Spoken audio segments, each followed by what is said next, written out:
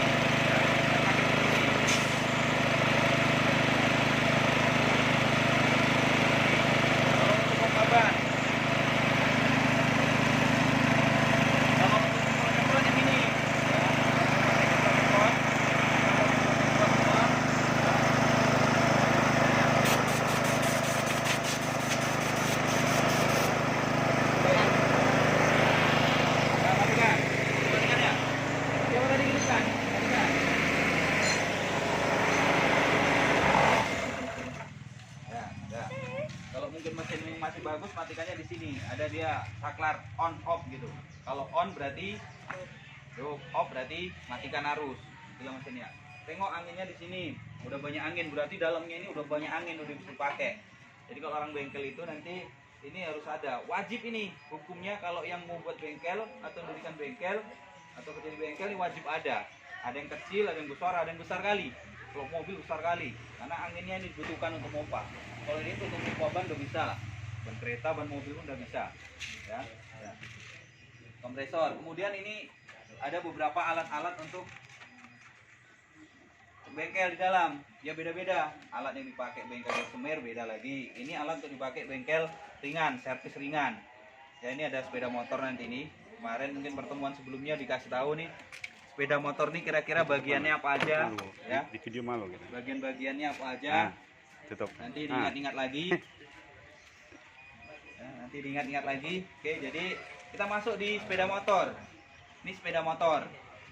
Zaman sekarang, mungkin kalau zaman dulu, zaman saya kecil dulu sepeda motor agak jarang. Tapi kalau sekarang sepeda motor ini udah wajib. Udah seperti wajib lah. Ya, udah banyak. 90% udah pakai semua sepeda motor. Jadi kita bisa pakai sepeda motor.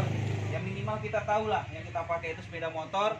Apalagi lebih-lebih kita bisa memperbaikinya. Ya.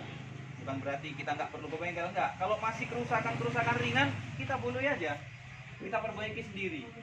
Ya, gimana cara memperbaikinya? Untuk memperbaiki kita harus tahu dulu. Kita harus tahu sepeda motor itu kayak mana, apa-apa aja di situ, kegunaannya kayak mana, harus tahu, baru kita bisa memperbaikinya. Oke. Jadi kalau bagian sepeda motor, pertemuan yang lalu mungkin mungkin yang datang sudah saya kasih selebaran di fotokopi itu kan, ada gambar sepeda motor di situ, ada bagian-bagian ini, walaupun nggak yang kecil-kecil nggak, tapi sebagian besar udah kan. Ini namanya apa nih? Jok, ingat ini datang kemarin kan, yang mana datang, ini apa ini semalam? Tangki datang kan? Hah? Yang mau minggu semalam? Enggak juga. Ini. Ah, ini yang datang ya? Itu yang kedua kali. Ini apa nih? Faru ini Faru. Sok atau garpu. Ya, garpu. Yang lain juga ada, nanti diulang-ulang lagi. Oke. Jadi untuk memperbaiki sepeda motor kita harus tahu, sepeda motor ini pasti ngalami kerusakan. Namanya alat bantu ya, kendaraan dipakai pasti rusak, pasti itu hukumnya. Sedangkan nggak dipakai-pakai aja disimpan juga rusak, ya didiamkan aja juga rusak. Kan mesin buatan manusia ya. Oke, apalagi dipakai sering rutin. Ini salah satu contohnya karena sering dipakai jadi seperti ini.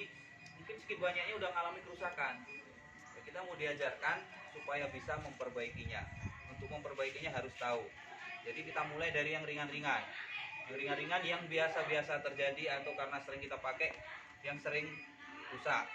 Biasanya kalau kita sering pakai kereta itu, yang sering paling rusak itu apa contohnya? Bannya bocor. Ya, bannya bocor, nggak bisa dihindari tuh. Udah lewat kita hati-hati, namanya kena paku, bocor ya bocor. Melewati banyak paku, kalau nggak kena ya nggak bocor gitu. Jadi bocor ban ini mempengaruhi mengendarainya ya. Kalau bocor ban kan nggak enak dipakai. Nanti dipakai, dipaksa pakai, ini rusak lingkarnya. Makanya harus ditempel. Ya mungkin kalau kita bocor ban di jalan ya cari tukang tempel. Saya pun gitu, kalau di tengah jalan atau pinggir jalan bocor, nggak mungkin saya bawa ke bengkel saya sendiri. Kalau saya kenanya di depan sini, nggak mungkin saya tuntun sampai ke Sungai Renggas sana kan. Jadi saya cari bengkel terdekat. Gitu. Tapi kalau kita udah di sini udah bisa mengerjai, apalagi nanti kalau mungkin kedepannya kita mau buka usaha perbengkelan sepeda motor, kita wajib tahu.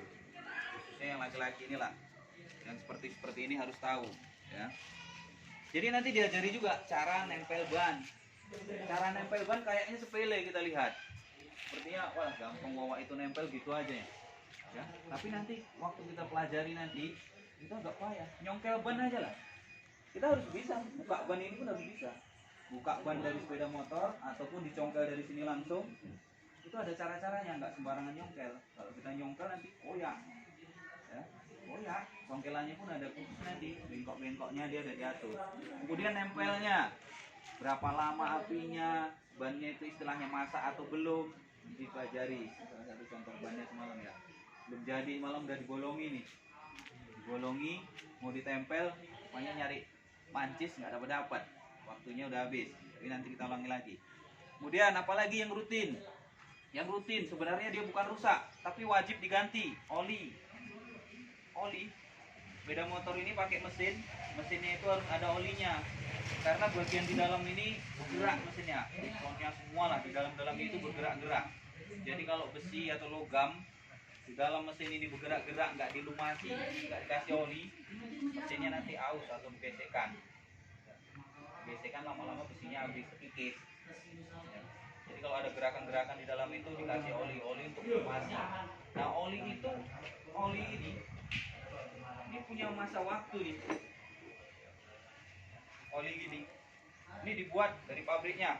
Nanti kasih tahu nih, kalau oli gini gak dipakai-pakai, contohnya di toko atau di kedai atau di toko spare part nggak laku-laku, nanti bisa expired nih, nggak bisa dipakai lagi. Kadar kekentalan oli ini nggak bisa dipakai, Nah, kalaupun kita ganti oli, kita masukkan di sepeda motor kita jalan kurang lebih 2000 km. 2000 km itu udah jalan-jalan kemana-mana lah, udah hampir sebulan lah itu udah wajib minta ganti, karena dia kalau dipakai di dalam pada panas semua di dalam itu udah kurang lebih 2000 km, olinya udah jelek. Kalau kita ganti udah hitam lah itu biasanya. Dan oli itu warnanya bening biasanya, beningnya itu kadang ada yang semi kuning, ada yang kayak coklat, ada yang semi biru, tapi bening dia murni. Kalau dipegang pun masih halus dia. Tapi kalau yang udah keluar dari sini pekat dia, udah kotor lah bahasanya, karena dia udah dipakai, itu wajib diganti. Resikonya apa kalau nggak diganti oli? Ya. Resikonya nanti, apalagi kereta-kereta sekarang, di kereta-kereta baru itu sensitif. Olinya nggak rutin diganti, suaranya udah kasar lagi. Mungkin tapi kalau kereta-kereta yang untuk tempur, kereta ladang itu kan, itu kadang setahun sekali pun diganti kan. Masih mesinnya bandel kalau kereta-kereta dulu. Kalau kereta sekarang mesinnya sensitif. Ya. Jadi oli itu wajib diganti, kalau kurang wajib tambahi. Ganti oli itu sepele kadang, tapi kadang-kadang kita mau ganti oli atau